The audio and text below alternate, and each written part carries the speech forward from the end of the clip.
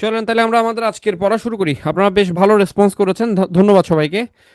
এত সুন্দর পার্টিসিপেশনের জন্য অনেক অনেক ধন্যবাদ। কেমন?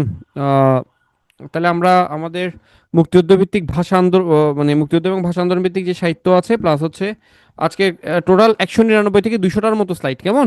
সো আমি 200টা স্লাইড তো আর একটা ক্লাসে ওভাবে করে হয়তো পড়ানো সম্ভব হবে না।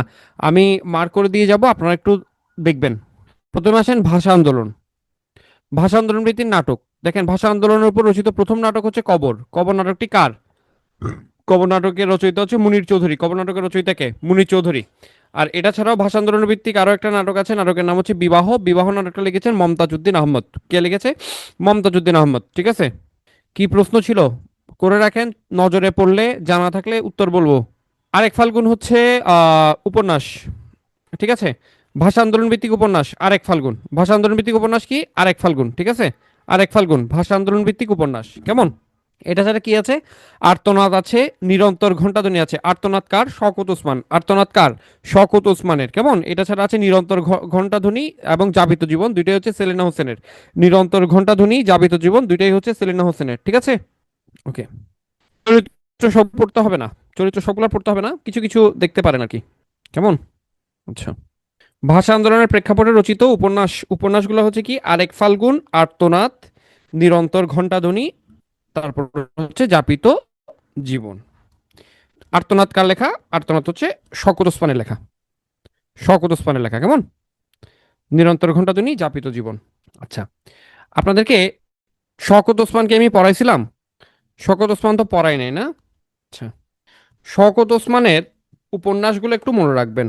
শওকত ওসমানের উপন্যাসগুলো একটু মনে রাখবেন। শওকত ওসমানের উপন্যাস আমি ক্লাসে বলে দিচ্ছি, আপনারা এভাবে করে মনে রাখবেন। কেমন? এভাবে করে মনে রাখবেন। আলী পড়াইছি, ওসমান পড়াই নাই, তাই তো? সমস্যা নাই, ওসমান আমি এখন বলে দিচ্ছি, যদিও ক্লাসে নাই, তারপরও আপনাদের সুবিধার্থে বলে দিচ্ছি। শওকত ওসমানের উপন্যাসগুলা আমি যেভাবে বলতেছি এভাবে করে মনে রাখবেন। বিভূতি মানিক এগুলো আপনার হচ্ছে দেখেন, সব রাইটার তো আসলে আমার যে ক্লাস আছে এই ক্লাসে তো আসলে সব রাইটার সম্ভব না। আমি তারপরও আমার লিমিটের বাইরে গিয়ে অনেক রাইটার দেখানোর চেষ্টা করছি। কিছু রাইটার আসলে পসিবল হবে না, এটা আপনারা জানেন, কারণ এই ইয়াতে হচ্ছে ক্লাসে তো আসলে একদম এ টু জেড সব রাইটার তো আসলে ইয়ে করা পসিবল না। হ্যাঁ। শওকত ওসমান, দেখেন শওকত ওসমানের ক্ষেত্রে কিছু উপন্যাস মনে রাখবেন। শওকত ওসমান হচ্ছে আমাদের বেকারদের লেখক। কেন বেকারদের লেখক বলতেছি? দেখেন, আপনি বেকার অবস্থায় আছেন, তার মানে আপনি কোথায় অবস্থান আছেন? কোথায় অবস্থান করছেন? জাহান্নামে। চাকরি পাইলে আপনি জাহান্নাম থেকে বিদায় নেবেন। তাহলে জাহান্নাম হতে বিদায় কার লেখা? শওকত ওসমানের। জাহান্নাম হইতে বিদায় কার লেখা? শওকত ওসমানের। জাহান্নাম হইতে বিদায় কার লেখা? শওকত ওসমান। ঠিক আছে।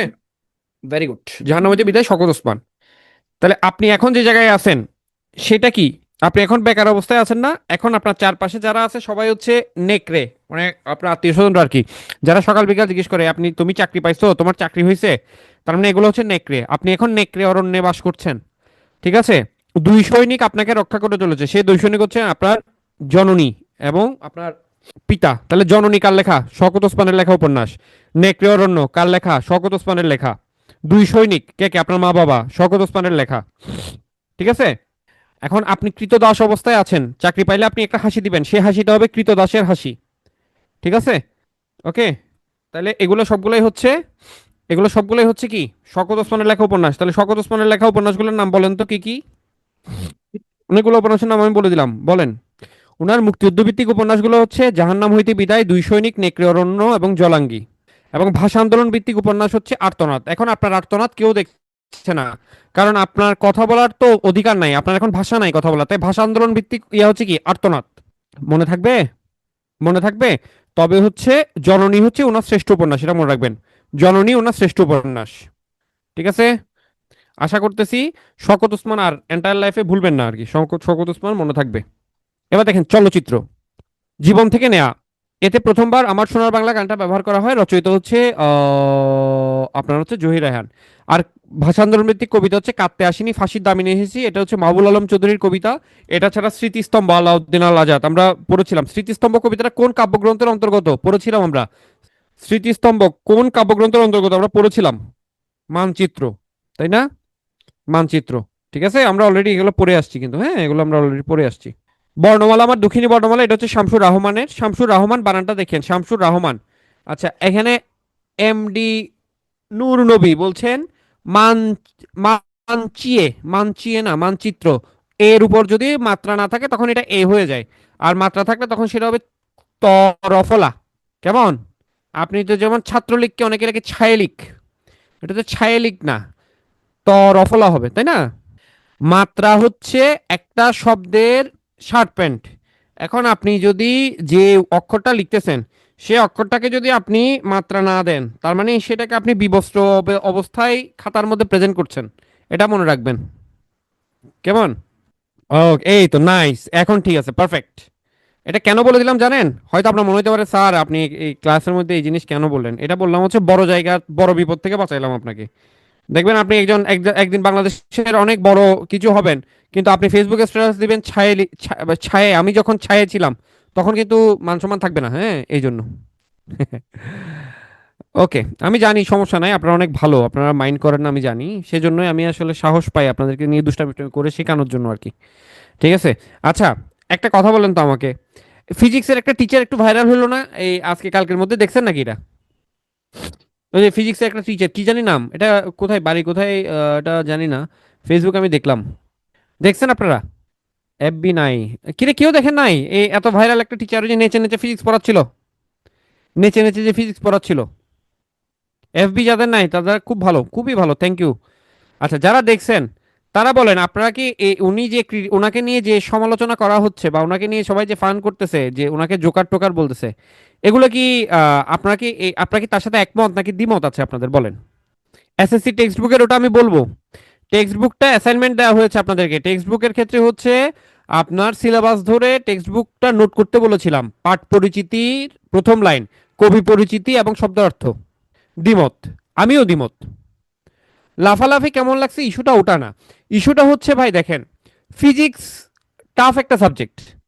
তো আমার কথা হচ্ছে, না না, কাউকে মক করা উচিত না, বিষয়টা ওটা না, বিষয়টা ওটা না। এখন মনে উনান, দেখেন উনি যে নাচছে এই কারণে ওই লেসনটা কিন্তু পোলাপাইনে মনে থাকবে। এখন আমার কথা হচ্ছে ভাই, উনার ওই পড়া দেখে যদি 5টা স্টুডেন্টের এই জিনিসটা মনে রাখতে সুবিধা হয়, তাহলে অসুবিধাটা কোন জায়গায়? আমি ক্লাসে গেলাম, ফিজিক্সের হার্ড অ্যান্ড ফার্স্ট যে রুলগুলো আছে, ম্যাথগুলো আছে, ওগুলো আমি করাই দিয়ে চলে আসলাম। এটাই এটাই কি মানে টিচার মানে এরকমই কি হইতে হবে? টিচার কি এরকমই হইতে হবে? তো আমার কাছে একটা জিনিস, আমার স্টুডেন্টদের কাছে প্রেজেন্ট করার জন্য, আমার যদি তারকে মনে রাখাইতে পারি আমি এটা দিয়ে, তাহলে আমার এটাতে তো আমি কোনো ইয়া দেখি না, নেগেটিভিটি কোনো কিছু দেখি না। ঠিক আছে? হ্যাঁ, উনি বোঝানোর জন্য করছেন।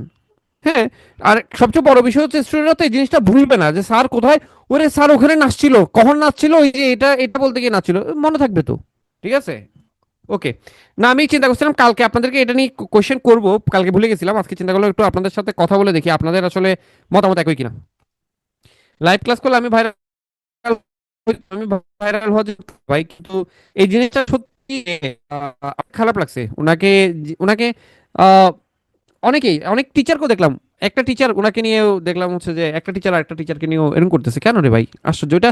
সবার, সবাই তো একই নেচারের হবে না, সবাই একই ট্রেন্ডে পড়াবে না, প্রত্যেকের পড়ানোর আলাদা আলাদা ধরন থাকে, আলাদা আলাদা স্টাইল থাকে। আপনি যদি ওটা পছন্দ না হয় আপনি এটা অ্যাভয়েড করেন। এটা তো আপনার পছন্দ হচ্ছে না, কিন্তু আর কারো না কারো তো পছন্দ হচ্ছে, কারো না কারো তো উপকারে আসতেছে। যাই হোক, আমরা কবিতাগুলো দেখলাম, বর্ণমালা, আমার দুঃখিনী বর্ণমালা, এটা মনে রাখবেন, এটা শামসুর রহমানের কবিতা, অমর একুশে, এটা হচ্ছে হাসান হাফিজুর রহমানের। কাটতে আসিনি ফাঁসির দাবি নিয়ে আসছি, কাটতে আসিনি ফাঁসির দাবি নিয়ে আসছি, কার কবিতা? এটাকে একুশের প্রথম কবিতা বলা হয়, একুশের প্রথম কবিতা বলা হয়, মাহবুল আলম চৌধুরী। ঠিক আছে? কেমন? মাহবুল আলম চৌধুরী, এটা মনে রাখবেন। স্মৃতিস্তম্ভ, আলাউদ্দিন আল আজাদ। মানচিত্র কাব্যের বিখ্যাত কবিতা হচ্ছে স্মৃতিস্তম্ভ কবিতাটা, মানচিত্র কাব্যের একটা কবিতা, হ্যাঁ। ঠিক আছে। মানচিত্র কাব্যের একটা বিখ্যাত কবিতা স্মৃতিস্তম্ভ কবিতাটা। বর্ণমালা, আমার দক্ষিণী বর্ণমালা, এটা হচ্ছে শামসুর রহমানের কবিতা। পাকিস্তানের সব ভাষার জন্য অভিন্ন রোমান হরফ, মানে এই ঘোষণার প্রেক্ষিতে উনি হচ্ছে শামসুর রহমান এটা আসলে রচনা করেন আর কি। ওকে।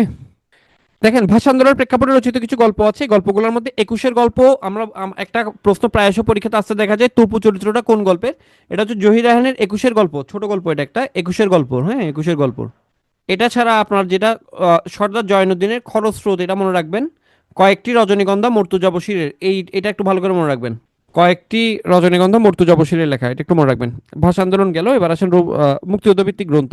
মুক্তিযুদ্ধ ভিত্তিক প্রথম বাংলাদেশের স্বাধীনতা যুদ্ধ নিয়ে প্রথম রচিত উপন্যাস হচ্ছে রাইফেল রুটি আওরাত। এটা হচ্ছে আনোয়ার পাশার রাইফেল রুটি আওরাত। এটা হচ্ছে আনোয়ার পাশার একটা উপন্যাস। এটা বাংলাদেশের মুক্তি স্বাধীনতা যুদ্ধ নিয়ে রচিত প্রথম উপন্যাস। ঢাকা বিশ্ববিদ্যালয়ের বাংলা বিভাগের সিনিয়র প্রভাষক আনোয়ার পাশা এইটা রচনা করেন আর কি, ঠিক আছে। আর এইটা হচ্ছে উপন্যাসটা শুরু হয় হচ্ছে বাংলাদেশে নামলো ভোর, এইটা এই লাইনটা দিয়েছে উপন্যাসটা শুরু। তাহলে বলেন, এটা পড়াইছি না আপনাদেরকে, একটু আগে পড়াই দিলাম না, শকত ওসমানের উপন্যাস। মানচিত্র কাব্যগ্রন্থ হবে, এটা কাব্যগ্রন্থ আর কি, কাব্য। ওকে, এটা তো দেখলাম আমরা। ঔপন্যাসিক শওকত ওসমানের জাহান্নাম হইতে বিদায়, শওকত ওসমানের মুক্তিযুদ্ধভিত্তিক প্রথম উপন্যাস। কেমন?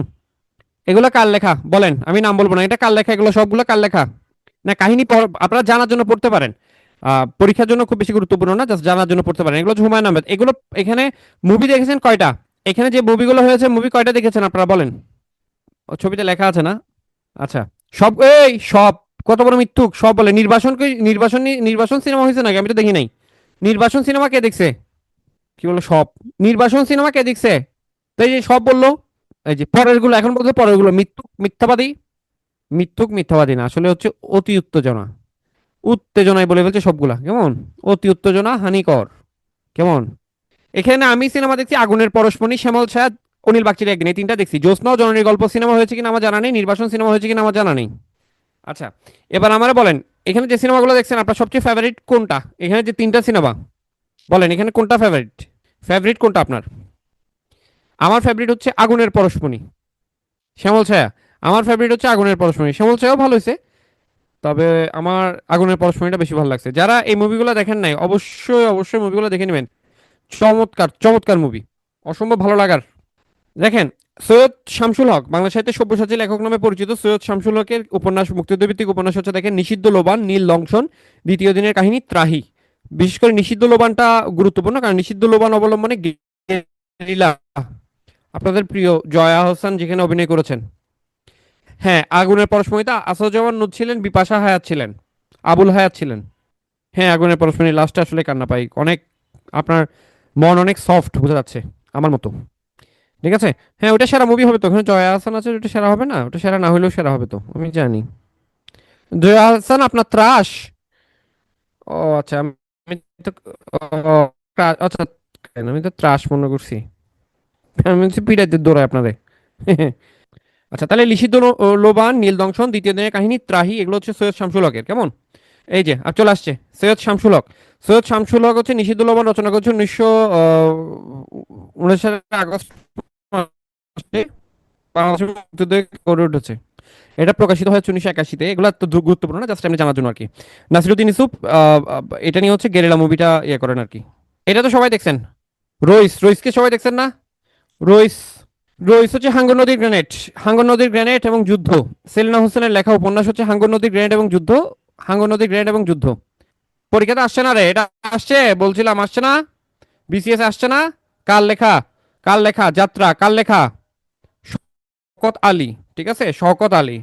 দেয়াল।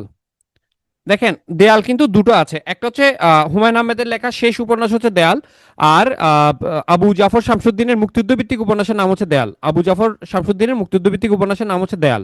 হ্যাঁ, আমি বাংলা বিসিএস এ বাংলা কোয়েশন আউট করছি, আমার চাকরিটা নিয়ে টানাটানি পড়ার বুদ্ধি করেন। তাহামা আনামের এক গোল্ডেন এজ, এটা মুক্তিযুদ্ধ ভিত্তিক। হ্যাঁ, খাঁচাই, মুক্তিযুদ্ধ ভিত্তিক উপন্যাস খাঁচাই কার লেখা? এটা মনে রাখবেন এভাবে করে। খাঁচাই মুক্তিযুদ্ধ ভিত্তিক উপন্যাস খাঁচাই, এটা লেখা হচ্ছে আপনার রশিদ হায়দার। খেয়াল করেন কেমনে মনে রাখবেন। হায়দার, হায়দারের ক্ষেত্রে দয়ের জায়গায় ন পড়েন তো কি হয়? হাইনা। হাইনাকে আমরা কোথায় রাখি? রশি দিয়ে খাঁচায় বেঁধে রাখি না? হাইনাকে আমরা কোথায় রাখি? রশি দিয়ে খাঁচায় বেঁধে রাখি না? হাইনাকে আমরা রশি দিয়ে কোথায় বেঁধে রাখি? খাঁচায় বেঁধে রাখি। তার মানে খাঁচায় কার হবে? রশি দিয়ে হাইনার, মানে রশিদ হায়দারের, ঠিক আছে। রশি দিয়ে হাইনা, হাইনাকে কোথায় বেঁধে রাখি? খাঁচায় বেঁধে রাখি। তাহলে খাঁচায় মুক্তিযুদ্ধ উপন্যাস কার লেখা হবে? রশিদ হায়দারের। উনি যদি বাঁচি থাকতো আমারে কি করতো আমি জানি না আসলে, বুঝছেন? স্যার, এখন একজন প্রার্থী কয়টা বিসিএস দিতে পারেন? যার মনের মধ্যে এই প্রশ্ন উদয় হবে তার বিসিএস হবে না। বিসিএস হইতে হবে একটা বা দুইটা বিসিএস এ ক্যাডার হইতে হবে। আর ওই যে দিতে থাকবো কয়টা পাবো এইরকম চিন্তা যাদের থাকবে আমার মতো, তারা জীবনেও ভালো কিছু করতে পারবে না, সবাই ডাব্বা মারবে আমার মতো, বরবাদ যাবে। ঠিক আছে, ঠিক আছে। তবে নর্মালি হচ্ছে কোনো লিমিটেশন নাই, আপনার বয়স থাকা অবস্থায় যতটুক পারা ততটুক পারবেন। কেমন? রশিদ করিম, রশিদ করিম রশিদ করিম হচ্ছে আমার যত গ্লানি। রশিদ করিম হচ্ছে আমার যত গ্লানি। হ্যাঁ, দেখেন, আমারে বলতেছে আপনার মতো ব্যাংক ভালো কিছু হলেও আলহামদুলিল্লাহ, হলেও দ্বারা কি বুঝাই বুঝেন, আপনার মতো একটা চাকরি হইলেও হবে। তার মানে চিন্তা করতেছে, মানে বলতেছে আপনার মতো একটা চাকরি হইলেও তো চলে। আরে বাচ্চা পোলাপান, বয়স কম, কচি বাচ্চা। আমার যত গ্লানি রশিদ করিমের। একটি কালো মেয়ের কথা, তারাশঙ্কর, তারাশঙ্করের লেখা একটি কালো মেয়ের কথা, একটা কালো মেয়ের কথা, তারাশঙ্কর বন্দ্যোপাধ্যায় একটি কালো মেয়ের কথা। ঠিক আছে, একটি কালো মেয়ের কথা। এটা ছাড়াও তারাশঙ্করের আরো একটা মুক্তিযুদ্ধ ভিত্তিক উপন্যাস আছে, সেটা হচ্ছে 71, 1971। হ্যাঁ, তারাশঙ্কর 1971। ঠিক আছে, তারাশঙ্কর এর বন্দ্যোপাধ্যায় সর্বশেষ উপন্যাস 1971, এটা মুক্তিযুদ্ধ নিয়ে লেখা আর কি। সর্দার জয়নুদ্দিনের একটা মুক্তিযুদ্ধ ভিত্তিক উপন্যাস আছে, সেটা হচ্ছে বিধ্বস্ত রোদ ঢেউ, বিধ্বস্ত রোদের ঢেউ।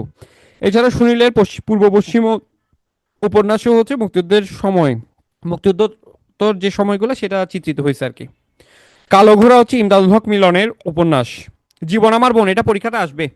জীবন আমার বোন মাহমুদুল হক, এটা পরীক্ষাতে আসবে, চরিত্র সহ মনে রাখবেন। জীবন আমার বোন, এটা মুক্তিযুদ্ধ ভিত্তিক উপন্যাস, লিখেছেন হচ্ছে মাহমুদুল হক, এটা চরিত্র হচ্ছে খোকা রঞ্জু। মুক্তিযুদ্ধ ভিত্তিক আরো কিছু উপন্যাস দেখেন, ফেরারি সূর্য, রাবেয়া খাতুন, অলাদ চক্র, আহমদ সফা। উপমহাদেশ, এটা পরীক্ষাতে আসবে। আল মাহমুদের উপমহাদেশ, এটা পরীক্ষাতে আসবে। 100% নিশ্চিত থাকতে পারেন, 100% গ্যারান্টি। আল মাহমুদের মুক্তিযুদ্ধভিত্তিক উপন্যাসের নাম কি, পরীক্ষাতে আসবে, উত্তর হচ্ছে উপমহাদেশ। আল মাহমুদের মুক্তিযুদ্ধভিত্তিক উপন্যাসের নাম কি, উত্তর হচ্ছে উপমহাদেশ। আমার যত গ্লানি রশিদ করিম, জীবন আমার বোন মাহমুদুল হক, তালপাতা সেপাই হচ্ছে আখতারুজ্জামান ইলিয়াস। ঠিক আছে, ওকে, এখানে সবগুলো একসাথে দেওয়া আছে। মুক্তিযুদ্ধভিত্তিক কিছু ছোট গল্প দেখেন, রেইনকোট, অপঘাত, মিলির হাতে স্টেনগান, আখতারুজ্জামান ইলিয়াসের। নামহীন গোত্রহীন, হাসান আজিজুল হক, কেউ আসেনি এবং ফেরা, হাসান আজিজুল হকের। কালো মাফলার, এটা ভালো করে মনে রাখবেন, কালো মাফলার মাহমুদুল হক। কেমন? মুক্তিযুদ্ধভিত্তিক কবিতা হচ্ছে শামসুর রহমানের স্বাধীনতা তুমি, রবি ঠাকুরের অজর কবিতা, অবিনাশী গান, স্বাধীনতা তুমি, কাজী নজরুলের ঝাঁকড়া জুলের বাবরি দোলানো। ঠিক আছে, অ্যালেন গিন্সবার্গের সেপ্টেম্বর অন যশোর রোড, এগুলো হচ্ছে মুক্তিযুদ্ধ বিষয়ক কবিতা। এখানে রচিত কবিতাগুলা ইয়ে আছে। আজও আমি বাতাসের আশের গন্ধ পাই, রুদ্র মোহাম্মদ শহীদুল্লাহ। আর স্বাধীনতা এই শব্দটি কিভাবে আমাদের হলো, এটা দরকার হবে না, এটা পরীক্ষায় আসবে না, এটা পরীক্ষায় আসবে না। ঠিক আছে, শহীদ স্মরণে কবিতাটা পরীক্ষাতে আসতে পারে, সেটা হচ্ছে মোহাম্মদ মনিরুজ্জামানের। মুক্তিযুদ্ধভিত্তিক নাটকের মধ্যে আছে সৈয়দ শামসুল হকের পায়ের আওয়াজ পাওয়া যায়, মমতাজউদ্দিন আহমেদের কি চাহ সংকোচিল এবং বর্ণচোরা। কি চাহ সংকোচিলটা পরীক্ষাতে আসে, কি চাহ সংকোচিল মমতাজউদ্দিন আহমেদের নাটক। মুক্তিযুদ্ধভিত্তিক আরো কিছু নাটক দেখেন, আলাউদ্দিন আল আজাদের নরকে লাল গোলাপ, রণেশ দাশগুপ্তর ফেরে আসছে, রণেশ দাশগুপ্তর ফেরি আসছে, এবং আলাউদ্দিন আল আজাদ হচ্ছে আলাউদ্দিন আল আজাদ হচ্ছে নরকে লাল গোলাপ।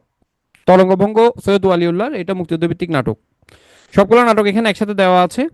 আহ, মমতাজউদ্দিন আহমেদের এগুলো একটু ভালো করে দেখবেন। কি চাহ সংকোচিল, বকুলপুরের স্বাধীনতা, এই দুইটা ভালো করে পড়বেন। শামসুল হকের পায়ের আওয়াজ পাওয়া যায়, এটা হচ্ছে মুক্তিযুদ্ধভিত্তিক প্রথম নাটক। সৈয়দ ওয়ালিউল্লাহ তরঙ্গভঙ্গ, এটার কথা মনে রাখবেন। সুবচন আব্দুল্লাহ মামুনের সুবচন নির্বাসনে।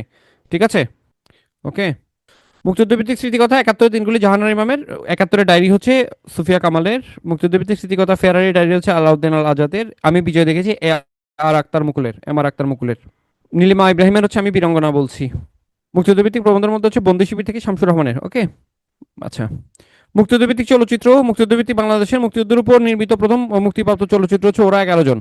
ওরা 11 জনের পরিচালক হচ্ছে চাষী নজরুল ইসলাম। অসাধারণ অসাধারণ একটা মুভি, অসাধারণ একটা মুভি। কেমন? হাঙ্গর নদীর গ্রেনেড, আপনারা জানেন চাষী নজরুল ইসলামের। হাঙ্গর নদীর গ্রেনেড উপন্যাসটা হচ্ছে সেলিনা হোসেনের। এটা ছাড়া সংগ্রাম হচ্ছে চাষী নজরুল ইসলামের। ধ্রুব তারাও চাষী নজরুল ইসলাম। আপনারা যেটা করবেন, চাষী নজরুল ইসলামের গুলো আলাদা করে ফেলবেন। ঠিক আছে, তাইলে অনেকগুলো ইজি হয়ে যাবে। নাসিরুদ্দিন ইউসুফের 71-এ যিশু আছে, নাসিরুদ্দিন ইউসুফের গেরিলা আছে। কেমন? নাসিরুদ্দিন ইউসুফ। নেকাব্বরের মহাপ্রয়াণ, এটা হচ্ছে মাসুদ পথিকের। অনিল বাগচির একদিন মোর্শেদুল ইসলামের।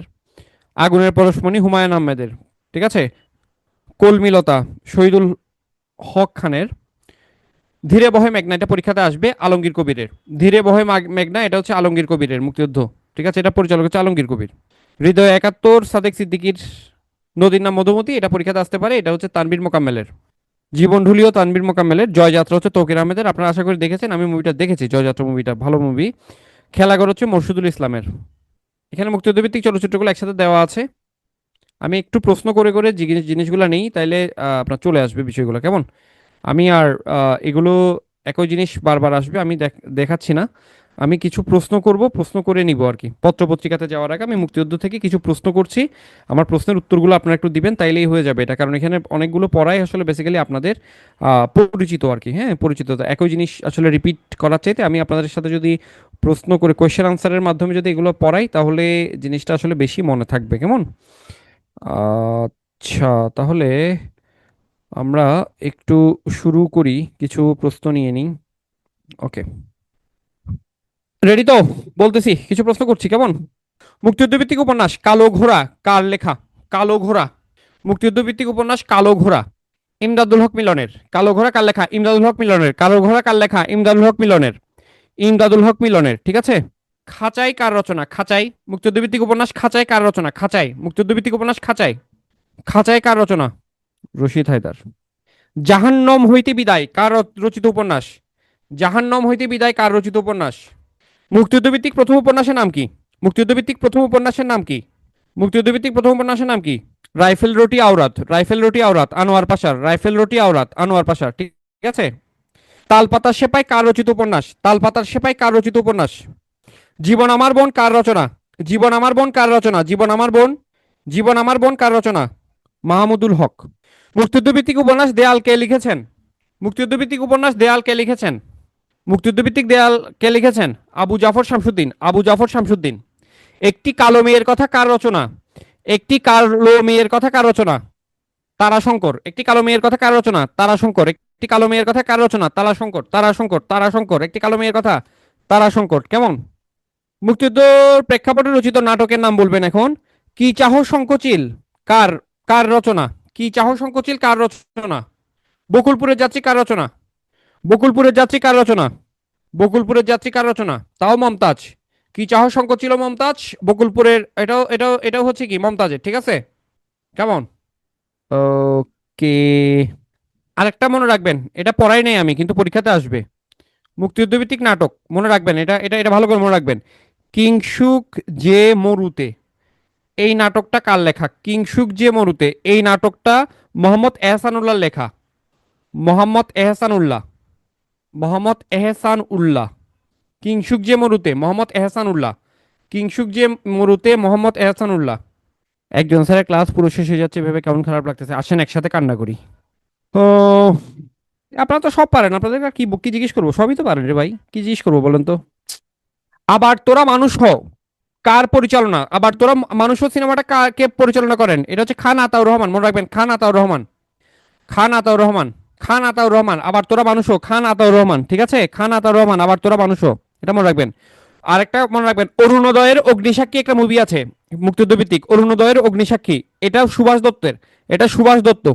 ধীরে বহে মেঘনা কার বলেন? ধীরে বহে মেঘনা কার? ধীরে বহে মেঘনা কার?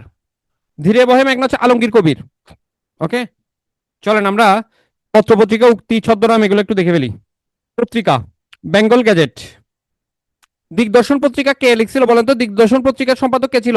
পড়াইছিলাম। বেশি আবেগী হইলে। আপনার নামটা কি চমৎকার একটা নাম, মৃন্ময়ী।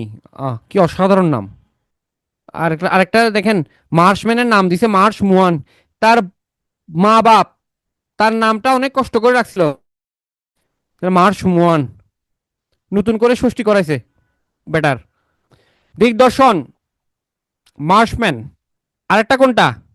জন ক্লার্ক মার্শম্যান। আরেকটা কোনটা? সমাচার দর্পণ। এটা জন ক্লার্ক মার্শম্যান। জন ক্লার্ক মার্শম্যান, ঠিক আছে। বাঙ্গাল গেজেট, এটা হচ্ছে গঙ্গকিশোর ভট্টাচার্য। গঙ্গাকিশোর ভট্টাচার্য। গঙ্গাকিশোর ভট্টাচার্য। বাঙ্গাল গেজেট ছিল বাংলা ভাষায় ও বাঙালি সম্পাদক প্রকাশকদের পরিচালনার প্রথম সংবাদপত্র।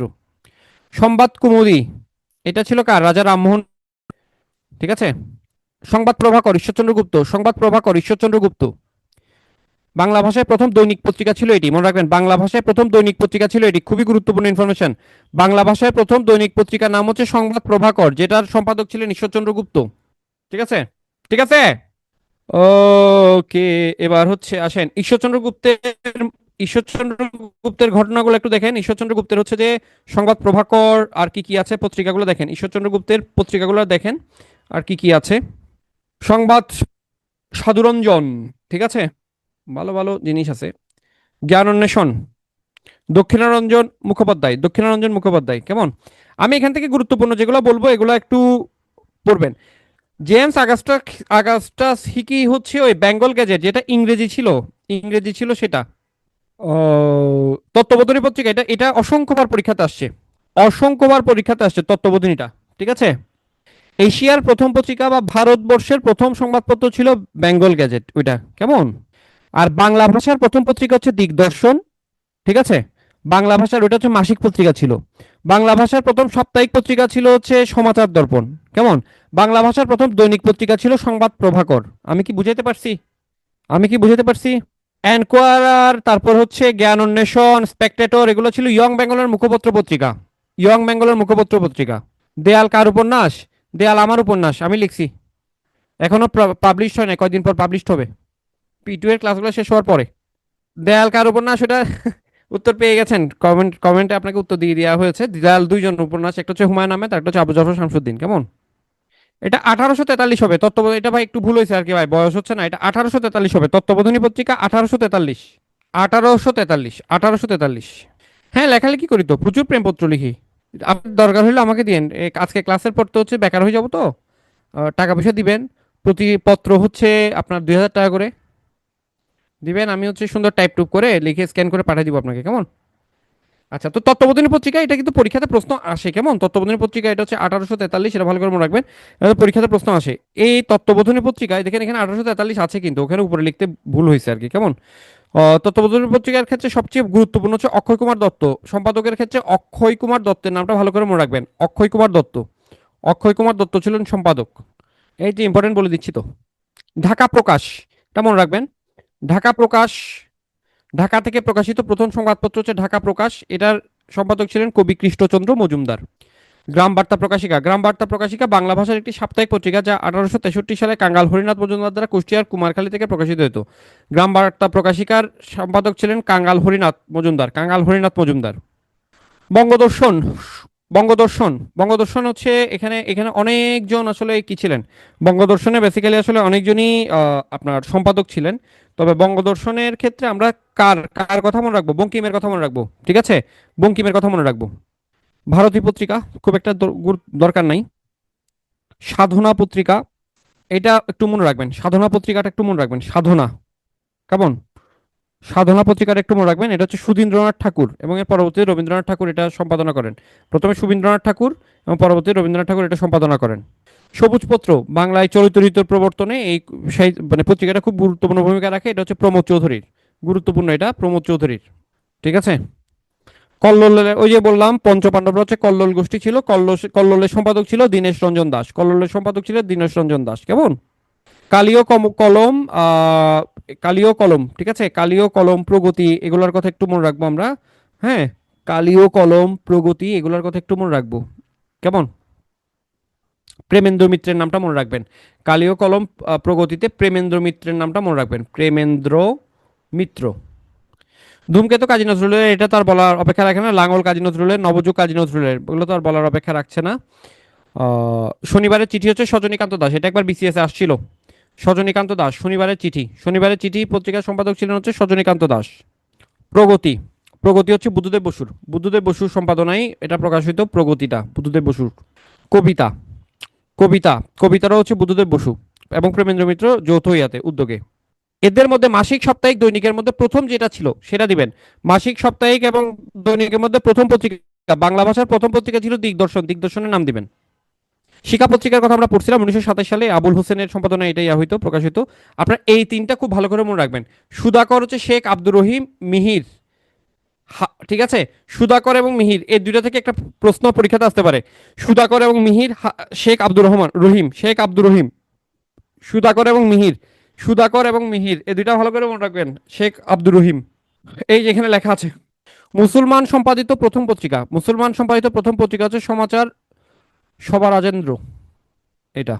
বাঙালিদের প্রচেষ্টায় প্রথম সংবাদপত্র হচ্ছে বাংলাল গেজেট, গঙ্গা কিশোর ভট্টাচার্য। ওকে। এবার আসেন পংক্তি ও উদ্ধৃতি। বলেন কার, বলেন তো। মানুষের প্রতি বিশ্বাস হারানো পাপ, মানুষের প্রতি বিশ্বাস হারানো পাপ, কে, কার লেখা? রবীন্দ্রনাথ ঠাকুর। এ জগতে হাই সেই বেশি চাই, আছে যার ভুরি ভুরি, রাজার হস্ত করে সমস্ত, কাঙালের ধনচুরি, 2 বিঘা জমি, কবিতার লাইন। রবীন্দ্রনাথ ঠাকুর। সত্য যে কঠিন, কঠিনেরে ভালোবাসিলাম, সে কখনো করে না বঞ্চনা। আজকে যখন গার্লফ্রেন্ডের সাথে ঝগড়া হবে, অনেকের ফেসবুকে স্ট্যাটাস হবে এটা, বুঝছেন? এই পংক্তির এই ক্লাসটা পড়াইলে হচ্ছে যে অন্তত আগামী এক সপ্তাহ হচ্ছে কি ফেসবুকে স্ট্যাটাস হয়ে যাবে আপনাদের এই এটা যদি একটু ভালো করে পড়েন আর কি, কেমন? বিভিন্ন সিচুয়েশনে বিভিন্ন ইয়া করে। এখন আপনি এত সুন্দর করে যখন একটা স্ট্যাটাস দিবেন যে আপনার সাথে ঝগড়া করতে বলছে, আরে এই মানুষ এত কিছু জানে, এ তো কনফার্ম বিসিএস ক্যাডার, এর সাথে ঝগড়া করতেছি, পরে যদি আমাকে ছাড়ি চলে যায়, পরে দেখবেন ঝগড়া কি হয়ে যাবে, মানে সব মীমাংসা হয়ে যাবে আর কি, কেমন?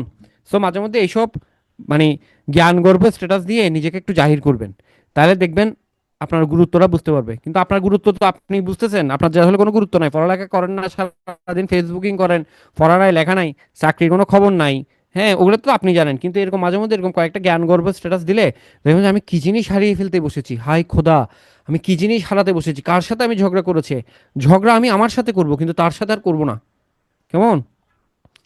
চ্যাট জিপিটি থেকে উক্তি নিয়ে ওগুলো লাভ নাই, ওগুলো আপনার সাথে এক্সপার্ট আছে, ধরে ফেলবে এগুলা। এগুলা পড়াশোনা করে এগুলা দেন, এগুলা দেন, হ্যাঁ এগুলা দেন। গার্লফ্রেন্ড হবে কেমনে, এগুলো তো পারেন না কিছু, এগুলো পারলে হইতো আর কি। রবীন্দ্রনাথ ঠাকুর। দেখেন আমরা আরম্ভ করি শেষ করি না, এটা হচ্ছে আপনাদের জন্য ডেডিকেটেড আজকে, মানে আপনাদের জন্য এটা ডেডিকেট করলাম আমি। আমরা আরম্ভ করি শেষ করি না, আড়ম্বর করি কাজ করি না, যাহা অনুষ্ঠান করি তাহা বিশ্বাস করি না, যাহা বিশ্বাস করি তাহা পালন করি না। আপনাদের সাথে শতভাগ মিলে যায়। আপনারা চাকরি চান, পরিশ্রম করেন না, ঠিক আছে? চাকরি পড়াশোনা শুরু করেন, সেটা শেষ করেন না। আপনার চাকরি পাওয়া উচিত, সেটার জন্য কাজ করেন না, অর্থাৎ যা বিশ্বাস করেন তা পালন করেন না, ঠিক আছে? রবীন্দ্রনাথ ঠাকুরের। হে দারিদ্র তুমি করে মরেছ করেছো মহান, এটা কাজী নজরুলের লেখা। আমি জাহান নামের আগুনে বসিয়া হাসি পুষ্পের হাসি, কাজী নজরুলের লেখা। তোমারে যে চাহিয়াছে ভুলে একদিন, ওফ ওফ, তোমারে যে চাহিয়াছে ভুলে একদিন, সে জানে তোমারে ভোলা কি কঠিন। উফ, আজকে কি এগুলো এখানে থাকবে? হ্যাঁ, আজকে কি এগুলো এখানে পাওয়া যাবে? হ্যাঁ, উফ। কাজী নজরুল ইসলাম যদি ভুলও জানতো, আপনাদের মতো একটা ইয়ো প্রজন্ম বসে আছে, এগুলো লিখতো না। এ সবসময় লিখতো, তোরা তোরা সব পড়াপড়ি কর, তোরা সব জয়ধ্বনি কর, এইসব না বলে তোরা বলতো তোরা সব পড়াশোনা কর, তোরা সব পড়াশোনা কর, ঠিক আছে? আর্টস ফ্যাকাল্টির কেতনরে কালবৈশাখীর ঝড়, তোরা সব পড়াশোনা কর, কেমন? যদি আপনাদের অবস্থা জানতো আর কি, কিন্তু তো বুঝে নাই। যাই একটা স্টোরি দিয়ে আসে, আরেকজন চলে গেছে, ঠিক আছে? আমার ফেসবুকে স্ট্যাটাস চাকরি পাওয়ার পর কি ছিল জানেন আপনারা? কেউ কি জানেন? আচ্ছা যাই হোক, দেখেন, কোনো কালে একা হয়নি কো জয়ী, পুরুষের তরবারি আহ, প্রেরণা দিয়েছে, শক্তি দিয়েছে বিজয়লক্ষ্মী নারী, কাজী নজরুল ইসলামের নারী কবিতা লাইন, ঠিক আছে? আমার এটা এখনো পিন পিন পোস্ট করা আছে, আমার ফেসবুকে এখনো পিন পোস্ট করা আছে। আচ্ছা আমি চাকরি পাওয়ার দিনের ঘটনাটা একটু বলি, কেমন? আজকে তো লাস্ট ক্লাস, একটু কথাবার্তা বলে যাই আপনাদের সাথে, আজকে একটু কথাবার্তা বলে যাই, শুনেন। আমি যখন চাকরি পাই, ওই টাইমটা আমি আসলে খুব একটা স্ট্রাগলিং ফেজ পার করছিলাম আমার লাইফের। আমি কোভিডের পর থেকে আপনাদেরকে একটা আগে এর আগে কোনো একটা ক্লাসে বলেছিলাম, আমি কোভিডের পর থেকে যে পরীক্ষাগুলো দিয়েছিলাম প্রত্যেকটা পরীক্ষাতে আমি কোয়ালিফাই করছি, কিন্তু আনফরচুনেটলি আমার আসলে চাকরি হচ্ছিল না। তো আমি আমার এন্টায়ার লাইফের সবচেয়ে বেস্ট পরীক্ষাটা দিয়েছিলাম এনএসআই এর পরীক্ষা, যেটাতে প্রিলি আউটস্ট্যান্ডিং প্রিলি ছিল। আউটস্ট্যান্ডিং প্রিলি হলে স্বাভাবিকভাবে প্রিলি টিকছি। রিটেন দুর্দান্ত রিটেন দিছিলাম, রিটেন পাস করছি। ভাইবা দিতে গেছিলাম, ভাইবাতে ওনার সাথে আমার প্রচুর আলোচনা হয়েছে, ধর্ম টর্ম নিয়েও আলোচনা হয়েছে। তারপর হচ্ছে হিন্দু সমাজের যে জাত প্রথা আছে, এই জাত প্রথা নিয়েও অনেক আলোচনা হয়েছে ভাইবা বোর্ডে যিনি ছিলেন এনএসআইতে। কম্পিউটার টেস্ট দিছিলাম, পাশ করে যাওয়ার মতোই হয়েছিল। কিন্তু এনএসআইতে তো এখন আপনারা দেখছেন হচ্ছে রেজাল্ট পাবলিশ করেছে, আমাদের সময় হচ্ছে রেজাল্ট পাবলিশ করতো না, যারা যারা টিকছে তাদেরকে পার্সোনালি কল দেওয়া হইতো মেডিকেল টেস্টের জন্য। তো আমি চিন্তা করছিলাম, হ্যাঁ আমার একটা dream job, NSI job, dream job, NSI AD, এত ভালো পরীক্ষা দিলাম, আমার তো চাকরি হয়তো মানে চাকরিটা হয়ে যাবে, আমার বিলিভ ছিল চাকরিটা হয়ে যাবে। তো দেখি আমি তখন উত্তরা ব্যাংকে প্রভিশনাল অফিসার হিসেবে কাজ করি, চাকরি করি। আমার পোস্টিং ছিল, আমার বাড়ি চট্টগ্রাম, পোস্টিং ছিল ঝালকাঠি, তখন কিন্তু পদ্মা সেতু হয় নাই। অর্থাৎ আপনার পদ্মা পাড়ি দিয়ে, অর্থাৎ ফেরি পার হয়ে যেতে হইতো, ঘন্টার পর ঘন্টা লেগে যাইতো। সে এক দুঃসহ স্মৃতি, মানে চট্টগ্রাম থেকে আপনার হচ্ছে কি কোথায় যাওয়া, এই বরিশাল যাওয়া আর কি। তো আহ, আমি ইয়ে হয়েছি, ভাইবা দিয়ে আসি, দেখি এখন সবাই, আমাদের একটা মেসেঞ্জার গ্রুপ ছিল, সবাই দেখি বলে আমার আজকে কল আসছে মেডিকেলের জন্য, ওর আর পরদিন আসে, কিন্তু আমার আর কল আসে না। আমি মোবাইলটা, আমি যখন ব্যাংকে কাজ করতাম, আমি মোবাইলটা সামনে রাখতাম, আননোন নাম্বার থেকে কল আসলেই আমার মনে হইতো এই বুঝি কল আসছে, মানে আমার মনে হয় চাকরিটা হয়ে হয়ে গেছে।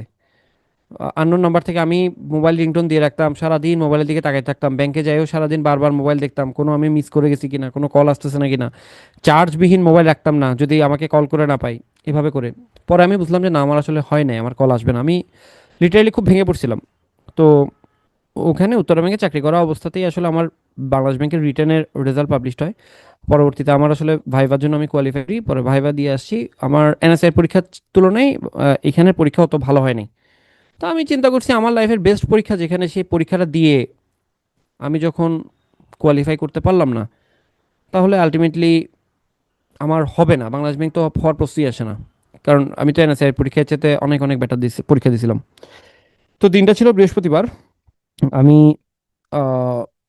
কাস্টমার থেকে চেক নিচ্ছি, চেক পোস্টিং দিচ্ছি, আপনার হচ্ছে কাজ করতেছি করতেছি ব্যাংকে। আমি আগের রাত্রে জানতাম যে বাংলাদেশ ব্যাংকের রেজাল্ট দিবে পরদিন। ওই আপনারা এখন দেখেন না, মানে কানাঘুষা হয় না আগের দিন ফেসবুকগুলোতে, যে হচ্ছে কালকে রেজাল্ট হইতে পারে, পাবলিশ হইতে পারে, এই ধরনের বিষয়গুলো তো আমরা ফেসবুকে দেখি। তো আমি মোটামুটি আমাদের ইন্টারনাল গ্রুপে আলোচনা হচ্ছে যে আগামীকাল রেজাল্ট দিবে। তো দিবে মোটামুটি শিওর ছিলাম যে রেজাল্ট দিবে, আর রেজাল্ট দিলে আমার তো হবে না, কারণ আমার তো এর আগে হয় নাই। আমি তো জানি আমার আসলে সময়টা খারাপ যাচ্ছে, আমার হবে না। তো বাংলাদেশ ব্যাংকে ইয়ে করতেছি, হঠাৎ করে আমি দেখলাম হচ্ছে রেজাল্ট দিছে। তখন আমি আমার সামনে গ্রাহকও ছিল। আমি একদিকে কাজ করতেছি, আরেকদিকে ইয়ে দেখতেছি, দেখতে দেখতে হঠাৎ করে প্রথম একবার চোখ বুলাইছি, দেখি যে না, আসে নাই। আমার অ্যাডমিট কার্ডের লাস্টে 84 ছিল। হঠাৎ করে এক জায়গায় দেখলাম, প্রথম ঝলকে দেখলাম যে না, আসে না রেজাল্ট। পরে দেখলাম যে 84 আছে। এখন প্রথমে এটা প্রথম দুই ডিজিট ছিল 16, 16 আর 84 দুইটা মনে আছে, মাঝখানে ডিজিটগুলো আবার আমি তখন হচ্ছে ওই যে নার্ভাসনেসের কারণে মাঝখানে ডিজিট আমি ভুলে গেছি। পরে আমি আবার অ্যাডমিট কার্ড দিলাম, অ্যাডমিট কার্ড দেখি যে অ্যাডমিট কার্ড রোলার এটা এক। পরে আমি আমার বড় ভাইকে পাঠাইছি, আমার আরেকটা ইয়া ছিল ভাইয়ের মতোই, সুব্রত দা, উনি বাংলাদেশ ব্যাংকে ছিলেন অফিসার হিসেবে, ওনাকে পাঠাইলাম। ওনারা সবাই দেখার পরে হচ্ছে কনফার্ম করলো যে এটা আমার রোল, আমি কোয়ালিফাই করছি। ওই দিন ছিল বৃহস্পতিবার, আমার ওই দিন চট্টগ্রাম আসার ডেট ছিল, বুঝছেন। ওই সময়টা, ঠিক ওই পার্টিকুলার টাইমটা, মানে আমার রেজাল্ট সেটা আমার রোল দেখার ওই পার্টিকুলার টাইমটা, এবং সবার কাছ থেকে যখন বলছে হ্যাঁ তোর আসছে, তুই টিকছস, তুই কোয়ালিফাই করছস, এইটা আমি মানে ওই মুহূর্তের ফিলিংটা আমি আর জীবনে কখনো কোনো কিছুতে পাবো বলে আমার মনে হয় না। মানে ইট ওয়াজ প্রাইসলেস, জাস্ট প্রাইসলেস, ঠিক আছে। কেমন? তো এরপর হচ্ছে আমার জন্য আমার ফ্যামিলিতে আমার বড় ভাই এক্সট্রিম পরিশ্রম করছে, এক্সট্রিম কষ্ট করছে আমার জন্য। তো ওই দিন আমি হচ্ছে আহ, ওই দিনের আমার বরিশাল থেকে চট্টগ্রাম যাত্রা, মানে ঝালকাঠি থেকে বরিশাল হয়ে তো চট্টগ্রাম আসতাম। ওই দিন আমার চট্টগ্রাম যাত্রা, ঘন্টার পর ঘন্টা ফেরিতে বসে থাকা বলেন বা সবকিছু আমি এনজয় করছিলাম। ফেরিতে বসে থাকতে বা দারুণ তো বসে থাকাটা। ও ফেরিতে, এখানে ফেরিতে বসে থাকে, তাহলে এখানে কি করা যায়, বিভিন্ন খাওয়ার এক্সপ্লোর করা যায়। মানে তখন আমার কাছে মানে এটা পৃথিবীটা অন্যরকম লাগতেছিল, মানে পৃথিবীটা সত্যি কথা আছে। তখন ঘন্টার পর ঘন্টা জ্যাম, আমার হচ্ছে জ্যামের মধ্যেও এত সৌন্দর্য আছে। মানে ও আকাশের চাঁদ দেখতেছি, আমার যে পৃথিবীর চাঁদ এত সুন্দর হয়, সিরিয়াসলি বলতেছি, এগুলো ফান না, লিটারালি এই জিনিসটা আমি তো ওই মুহূর্তে ফিল করছিলাম। তো ওই চলে আসার সময় আমি মানে ওই বাসে বসে আমি আমার বড় ভাইকে একটা টেক্সট দিই, ওই টেক্সটটা আমার আলটিমেটলি সারা জীবন মনে থাকবে। ওই টেক্সটের ভাষাটা ছিল এরকম: আজকে এই মুহূর্তে আমি যদি মারাও যাই পৃথিবীতে, আমার আর কোনো আফসোস নিয়ে আমি পৃথিবী থেকে যাব না। কারণ আমি একটা এমন হয়েছিল, আমার আমার নিজের ওর্থটা আমার মনে হচ্ছিল আমি আসলে প্রুফ করতে পারছিলাম না। তো আমার কাছে তখন আমি এই টেক্সটটা দিয়েছিলাম যে আমি যদি এই মুহূর্তে মারাও যাই, আমি কোনো আফসোস নিয়ে আর মারা যাচ্ছি না। আমি আমার লাইফে আমার যে চ্যালেঞ্জ ছিল, তোরা আমার জন্য অনেক কষ্ট করছিস, আমি আমার কাছে মনে হয়েছে আমি আজকে তোদেরকে আমার কষ্ট, মানে তোদের যে কষ্টের ফিডব্যাকটা, প্রতিদানটা, এই প্রতিদানটা আমি মনে হয় দিতে পারছি। এবং লিটারেলি বিশ্বাস করেন, আমি ওই যে টেক্সটটা দিছিলাম ওইটাই ওই মুহূর্তে আমার মনের কথা। আমার মনে হচ্ছিল আমি এই মুহূর্তে মারা গেলেও আমার লাইফে আসলে আর কোনো হারানোর কোনো কিছু নাই। আপনি যখন টানা অনেকবার যখন আপনি ব্যর্থ হতে থাকবেন, তখন এই জিনিসটা আসলে আমার জায়গাতে না থাকলে পৃথিবীতে কেউ বুঝতো না এই জিনিসটা কি। আমার তখন 30 বছর 10 মাস চলে, মানে আমার চাকরির এইজ তো এখন 32 বা 33, আমার ঠিক জানি না। তখন 30 বছর ছিল আমার চাকরির এইজ শেষ, তখন আমি আর কোথাও অ্যাপ্লাই করতে পারবো না। 30 বছর 10 মাসে গিয়ে আমার এই চাকরিটা হয়। আমি কিন্তু এর আগে ভাইবা দিছি, আমার চাকরি হয় নাই। মানে আমার এমন না যে আমি আসলে পারছিলাম না, আমি পারছিলাম, কিন্তু ভাগ্য আমার লাস্ট মুহূর্তে পর্যন্ত আমাকে ফেভার করছিল না, কেন করছিল না আমি জানি না। সো যাই হোক, এটা ছিল ঘটনা। তো যেটা প্রসঙ্গে এই কথাটা আসছে, তখন ওই যে ঝালকাঠিতে আমি যখন রেজাল্ট দেখছি, রেজাল্ট দেখার পরে যখন শিওর হলাম যে না এটা আমার রোল, তখন আমি ফেসবুকে স্ট্যাটাস দিয়েছিলাম হচ্ছে এটা আমার অনেক দিনের লালিত একটা স্বপ্ন ছিল। এই ফেসবুকে স্ট্যাটাসটা আমি চাকরি হওয়ার পর দিব। সেটা ছিল এরকম যে হ্যালো 2441139, ঠিক আছে, বুঝছেন? আমি আপনাদেরকে আমি হচ্ছে আমি আমার এখানে পিন করা আছে, আমি দেখাচ্ছি, মানে দেখাচ্ছি বলতে হচ্ছে আমি পড়ে শোনাচ্ছি আপনাদেরকে স্ট্যাটাসটা। সেটা হচ্ছে hello 2441139, Debabrata Chakraborty, assistant director, Bangladesh bank বলছি। এটা ছিল আমার সেই দিনের স্ট্যাটাস। এটা পিন করা থাকবে, আমার যতদিন ফেসবুক থাকবে ততদিন এটাই পিন করা স্ট্যাটাস থাকবে, ঠিক আছে? প্রথম চাকরি পাই 30 বছর 4 মাস বয়সে উত্তরা ব্যাংকের প্রবেশনারি অফিসার হিসেবে। তবে ওটার চাইতেও আমার এই চাকরির ইয়াটা অন্যরকম ফিলিংস ছিল।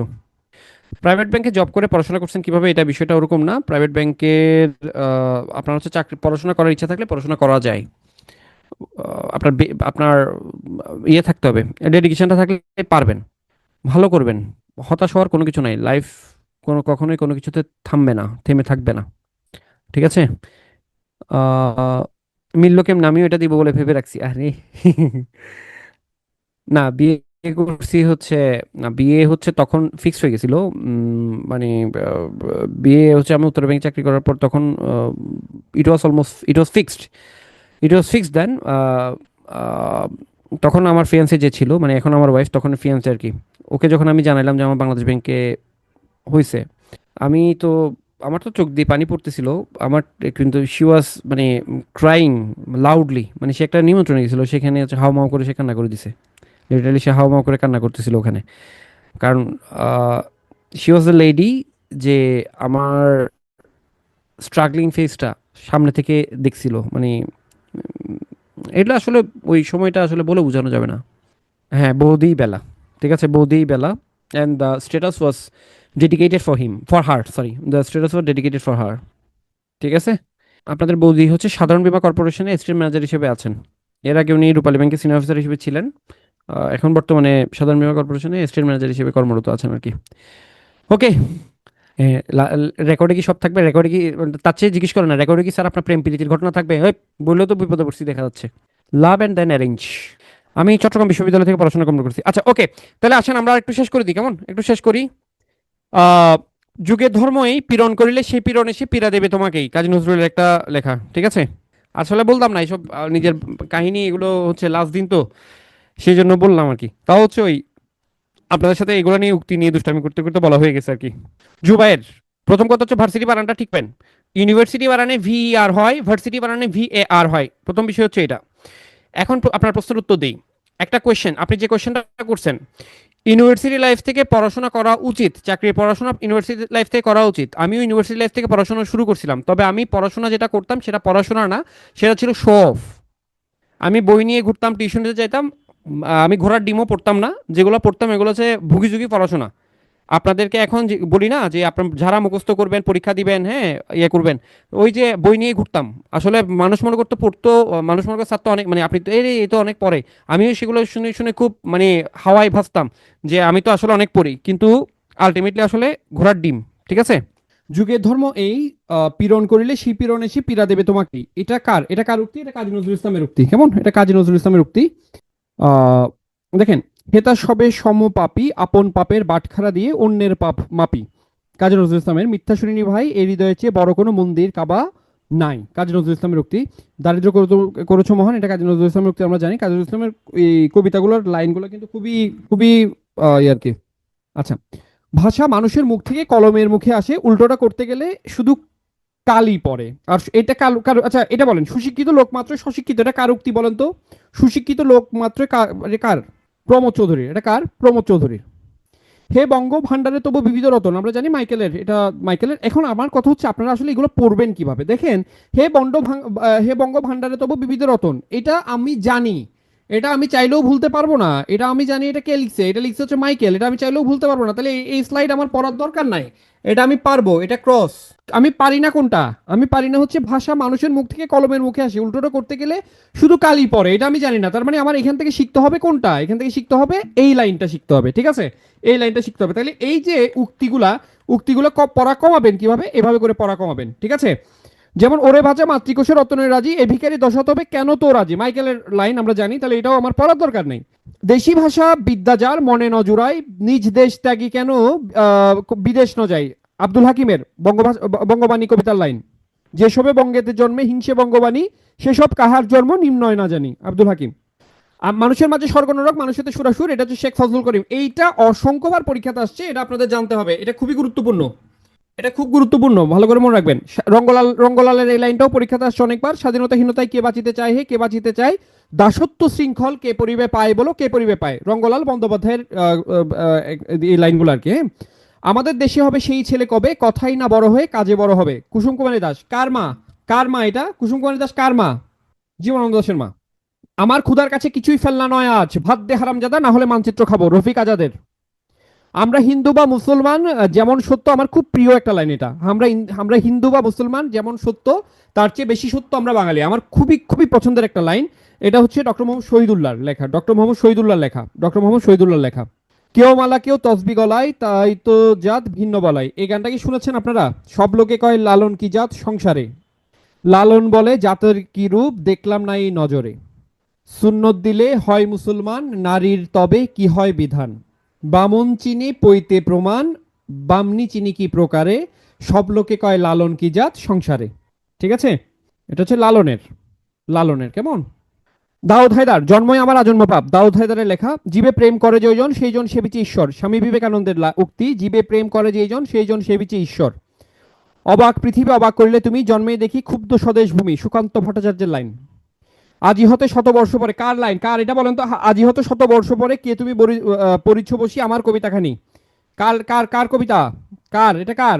1400 সাল কবিতা, রবীন্দ্রনাথ ঠাকুর। আজও আমি বাতাসে লাশের গন্ধ পাই, আজও আমি মাটিতে মৃত্যু নগ্ন নৃত্য দেখি, রুদ্র মোহাম্মদ শহীদুল্লাহ। আপনাকে বড় বলে বড় সেই নয়, লোকে যারে বড় বলে বড় সেই হয়, হরিশ্চন্দ্র মিত্র। আপনাকে বড় বলে বড় সেই নয়, লোকে যারে বড় বলে বড় সেই হয়। এগুলো হচ্ছে ছোটবেলায় আমার মা আমাদেরকে শোনাইতো এই লাইনগুলা। আপনাকে বড় বলে বড় সেই নয়, লোকে যারে বড় বলে বড় সেই হয়। আরেকটা লাইন আমার মা ছোটবেলায় আমাদেরকে শোনাইতো সবসময়, সেটা হচ্ছে ওঠো শিশু মুগ্ধ পর নিজ বেশ, আপন পাঠেতে মন কর নিবেশ, বা এই ধরনের একটা লাইন ছিল। আজি যে সময় গত হইল তোমার, আসিবে না পুনঃ তাহা আসিবে না আর, তাই বলি বৃথা কাল করিও না ক্ষয়, আপনার কাজ করো থাকিতে সময়। কি অসাধারণ লাইন, চিন্তা করে দেখেন। ওকে, ওকে, আবার আসিবে ফিরে।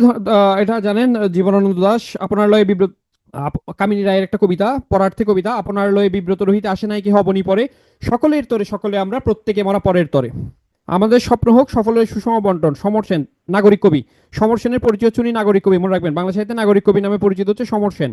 আমি কিংবদন্তির কথা বলছি, আবু জাফর ওবায়দুল্লাহ। এখন যৌবন যার মুছিলে যাওয়ার শ্রেষ্ঠ সময়, হেলাল হাফিজের কবিতার লাইন এটা। দেখেন কবিতায় কি লিখবো, যখন বুকের রক্ত লিখেছি একটি নাম বাংলাদেশ, শহীদ স্মরণে কবিতা আমরা দেখেছিলাম, শহীদ স্মরণে কবিতাটা মোহাম্মদ মনিরুজ্জামানের, এটা পরীক্ষাতে আসতে পারে, আপনাদেরকে মনে রাখতে বলেছিলাম। এসেছে নতুন শিশু, তাকে ছেড়ে দিতে হবে স্থান, ছাড়পত্র কবিতা সুকান্ত ভট্টাচার্যের। আসাদের শার্ট শামসুর রহমানের। কোথায় স্বর্গ কোথায় নরক, শেখ ফজলুল করিম। ক্ষুধার রাজ্যে পৃথিবী গদ্যময়, সুকান্ত ভট্টাচার্য। গাহি সাম্যের গান, কাজী নজরুল ইসলাম। জন্ময় আমার আজন্ম প্রাপ, দাউদ হায়দার। জন্মিলে মরিতে হবে, অমরকে কোথা রবে, মাইকেল মধুসূদন। তুমি অধম তাই বলি আমি উত্তম হইব না কেন, কপাল কুণ্ডলা, বঙ্কিমের। যাই হোক, এখানে আরো বেশ কিছু আপনার হচ্ছে উক্তি আছে, এই উক্তিগুলো আপনারা একটু দেখবেন।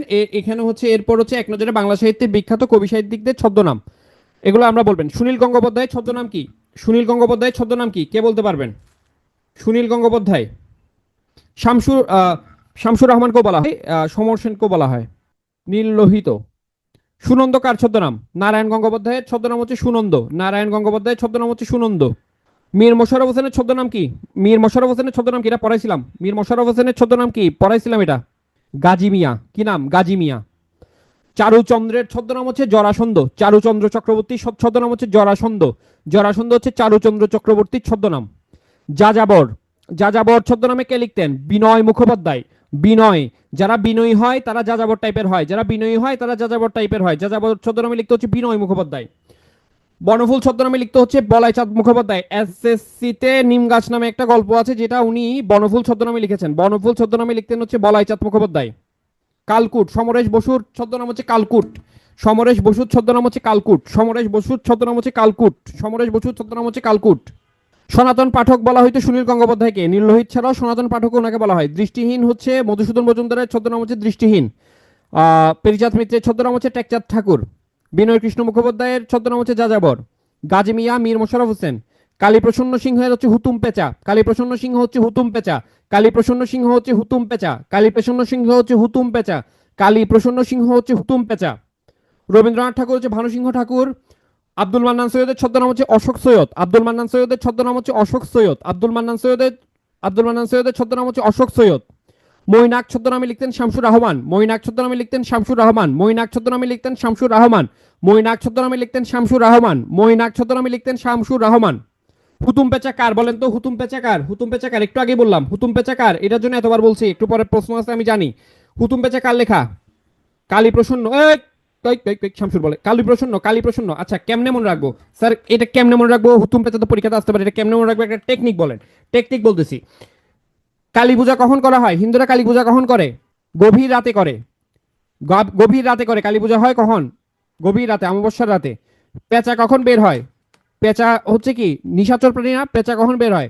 রাতে বের হয়। তাহলে পেঁচা, পেঁচার সাথে কার সম্পর্ক? কালী সম্পর্ক। তাহলে হুতুম পেঁচা কার হবে? কালী প্রসন্ন সিংহর। কার হবে? কালী প্রসন্ন সিংহ। হুতুম পেঁচা কার হবে? কালী প্রসন্ন সিংহ। হুতুম পেঁচা কার হবে? কালী প্রসন্ন সিংহ। ঠিক আছে? ওকে। শওকত ওসমানের প্রকৃত নাম হচ্ছে শেখ আজিজুর রহমান। শওকত ওসমানের প্রকৃত নাম হচ্ছে শেখ আজিজুর রহমান। কবি কায়কোবাদের আসল নাম হচ্ছে কাজেম আল কুরাইশি। প্রমোদ চৌধুরীর ছদ্মনাম হচ্ছে বীরবল। প্রমোদ চৌধুরীর ছদ্মনাম হচ্ছে বীরবল। পরশুরাম, রাজশেখর বসুর ছদ্মনাম হচ্ছে পরশুরাম, রাজশেখর বসুর ছদ্মনাম হচ্ছে পরশুরাম। ধূমকেতু হচ্ছে কাজী নজরুল ইসলামের ছদ্মনাম, বীরবল হচ্ছে প্রমোদ চৌধুরী। শরৎচন্দ্রের ছদ্মনাম কি? শরৎচন্দ্রের ছদ্মনাম হচ্ছে অনিলা দেবী, শরৎচন্দ্রের ছদ্মনাম হচ্ছে অনিলা দেবী, শরৎচন্দ্রের ছদ্মনাম হচ্ছে অনিলা দেবী। প্রবোধ কুমার, প্রবোধ কুমার মানিকের ছদ্মনাম হচ্ছে প্রবোধ কুমার, মানিক বন্দ্যোপাধ্যায়ের ছদ্মনাম হচ্ছে প্রবোধ কুমার বন্দ্যোপাধ্যায়, মানিক বন্দ্যোপাধ্যায়ের ছদ্মনাম হচ্ছে প্রবোধ কুমার বন্দ্যোপাধ্যায়। এবার দেখেন বাংলা সাহিত্যে প্রথম কোনো কিছু কি কি আছে, এগুলো আমরা অলরেডি পড়ে আসছি, এটাতে আমি আর পড়াচ্ছি না, এটা আপনারা একটু দেখবেন। এটা আমি অলরেডি বলেছি, প্রথম সনেট কোনটা, প্রথম নাটক কোনটা, এগুলো দেখে আসছি। এখানে জাস্ট স্লাইডটা দেখবেন। Thank you so much. আপনাদের সাথে দীর্ঘ লম্বা একটা সময় আমাদের কাটলো, আমাদের না, আমার কাটলো বেসিক্যালি।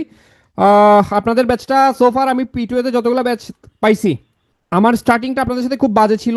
ইভেন আমার কখনো কখনো আমার এমন মনে হয়েছে আমি ক্লাস নিব না প্রথম একটা বা দুইটা ক্লাস করার পরে, কারণ আপনারা খুবই বিরক্ত ছিলেন শুরুর দিকে। আহ, অনেকগুলো কমপ্লেন ছিল আপনাদের। আমি সাধারণত কমপ্লেন পাইতে অভ্যস্ত ছিলাম না, কারণ হচ্ছে মানে কমপ্লেন করতো না, কেন জানি না বলাবেন, কমপ্লেন করতো না। কিন্তু আপনাদের ব্যাচটা প্রথম ব্যাংকের ব্যাচ, বিসিএস এর কথা বলছি না, বিসিএস এ প্রচুর, বিসিএস এর ওনারা আমরা প্রচুর গালাগালি করে, কেন গালাগালি করে আমি জানি না, ওনারা আমাকে পছন্দ করে না বিসিএস এ যারা আছে। তবে ব্যাংকের ব্যাচে প্রথম আপনাদের ব্যাচ, যে ব্যাচটাতে আমি আসলে একটু প্রথমে একটু আহ, কি বৈরিতার মুখোমুখি পড়ছিলাম, এবং আহ, সিদ্ধান্ত নিয়েছিলাম ক্লাস নিব না, কিন্তু যেহেতু ব্যাকআপ ওই মুহূর্তে ওইভাবে ম্যাম অ্যাভেলেবেল ছিলেন না, তো আহ, ইচ্ছা না থাকা সত্ত্বেও ক্লাসগুলো কন্টিনিউ করতে হয়েছে। শুরুর দিকে অনেকেই আসলে হয়তো আমার প্রতি একটু একটু বকাঝোকা করছিলাম কিনা আমি জানি না, মনে নাই। বাট শুরুর দিকে কেউ কেউ হয়তো একটু ছিলেন। আহ, যাই হোক, সময়ের সাথে সাথে আপনাদের, আমি যেটা বলছিলাম যে আপনাদের ব্যাচটা সোফার আমি পিটুতে যতগুলো ব্যাচ পড়াইছি এ পর্যন্ত, ব্যাংকে যতগুলো ব্যাচ পড়াইছি, আপনাদের ব্যাচটা বেস্ট। এটা আমি কোনো ব্যাচেই বলি নাই। আপনি চেক করে নিতে পারেন বা জেনে নিতে পারেন, বা এখানে আগের ব্যাচের কেউ থাকলে আপনারাও বলতে পারেন। আমি কোনো ব্যাচে এই কথা বলি নাই যে আপনাদের ব্যাচটা বেস্ট। তবে আপনাদের এই ব্যাচে ক্লাস উপস্থিতি বলেন, পার্টিসিপেশন বলেন, আমাকে আসলে মুগ্ধ করছে। আমি এই জন্য, আমি সোফার, আমি জানি না আপনাদের চাইতে ভালো ব্যাচ হয়তো সামনে আসতে পারে পিটুয়েতে, বাট কি হবে না হবে জানি না, বাট আপনাদের ব্যাচটাকে আমার খুব ভালো ব্যাচ মনে হয়েছে। এবং এটাও মনে হয়েছে আপনারা চাকরি পাওয়ার জন্য ডেডিকেটেড। সো এই কারণেই আপনাদের প্রতি এক্সপেকটেশনটা অনেক বেশি। আপনারা, আশা করছি সেই এক্সপেকটেশনটা ফুলফিল করবেন। চাকরি পাওয়ার পরে একটু জানাবেন, আপনার সাথে দেখা করতে পারলে আমি সৌভাগ্যবান মনে করব নিজেকে। ঠিক আছে? সো ভালো থাকবেন। ঠিক আছে, ভুলের কোনো কিছু নাই, ভুলের কোনো কিছু নাই। আমি বেসিক্যালি আমি খুব সরি, আমি আসলে অনেক সময় মেজাজ কন্ট্রোল করতে পারতাম না। আমি অনেক সময় বকাঝকি করছি, বকাঝকা করছি, যা বকাঝকা করছি আমার মনে কোনো কিছু নাই। আমি যেটা আপনাদেরকে খুব নিতান্ত আপন মনে করি বলেই এই একটু বকাঝকা করা বা এগুলো আপনাদেরকে নিতান্ত আপন মনে করে বলি। নাইলে দেখেন কোচিং সেন্টারে কিন্তু কেউ কাউকে বকাবকি করার মতো নাই। আমি এখানে, ওনারা টাকা দিবে, আমি ক্লাস নিয়ে চলে যাব। ঠিক আছে? আপনাকে বকাবকির জন্য পিটুয়ে আমাকে আলাদা করে কোনো টাকা দেয় না, বাট ওই মানে ওই এই জিনিসটা এই সম্পর্ক এগুলো সবকিছু আসলে ডিপেন্ড করে সম্পর্কের উপরে। আপনাদেরকে ভালো লাগে বলেই ভালো লাগা থেকেই আসলে অধিকার ফিল করেছি, অধিকার ফিল করা থেকেই অনেক সময় অনধিকার চর্চা করে আপনাকে অনেক ইনসাল্ট করেছি অনধিকার চর্চা করে। অবশ্যই এটা ডেফিনেটলি আমি পার্সোনালি মনে করি আমার কোনো মানে আমার না, বেসিক্যালি কারোরই কোনো অধিকার নাই আরেকজনকে ইনসাল্ট করে কথা বলার। কিন্তু আমি সময়ের প্রয়োজনে বা সিচুয়েশনের কারণে বা অনেক সময় ইন্টেনশনালিও আমি হিট করতে চাইছি আপনাদেরকে। আমার হিট করার অসৎ কোনো উদ্দেশ্য ছিল না। যেটা সত্য কথা সেটা হচ্ছে আমার একটাই উদ্দেশ্য ছিল, সেই উদ্দেশ্যটা হচ্ছে আপনার ভেতরের একটা জেদ জাগায় দেয়া, আপনাকে আহ, বাস্তবতাটার মুখোমুখি করা, এটাই উদ্দেশ্য ছিল, অন্য কোনো উদ্দেশ্য ছিল না। বাট এটার জন্য আমি আসলে সরি, কারণ আমি আহ, কষ্ট দিয়ে থাকলে এটা আসলে উচিত হয় নাই, কারণ মানে আমি আসলে কয়দিন বাঁচবো আমি জানি না। আপনি মানে সো কাউকে আসলে হার্ট করাটা টাফ, মানে খারাপ জিনিস আর কি পৃথিবীতে, কেমন। আহ ভালো থাকবেন আপনারা। আপনাদের জন্য অনেক অনেক শুভকামনা থাকবে। যদি ক্লাস আর নিই তাহলে তো দেখা হবেই, আর যদি নাও নিই আপনাদের জন্য শুভকামনা থাকবে। টেলিগ্রামে তো আছি, যে কোনো দরকারে যদি মনে হয়, যদি প্রয়োজন হয়, এবং যদি মনে করেন যে আমার দ্বারা আপনার কোনো উপকার হবে, আমি আসলে অনেক ব্যস্ত থাকি, ফ্যামিলি প্লাস অফিস সব কিছু মিলে। তারপর আমি আমার ফ্রি টাইমে ট্রাই করব আমি হেল্প করার আমার এন্ড থেকে। ঠিক আছে, ভালো থাকবেন।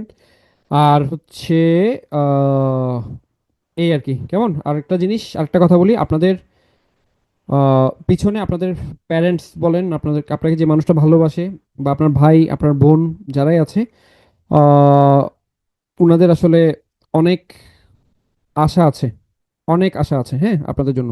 সো সেই আশাটা আসলে একটু নিজের জন্য না হলেও তাদের জন্য হলেও একটু কষ্ট করা যায় কিনা দেখেন।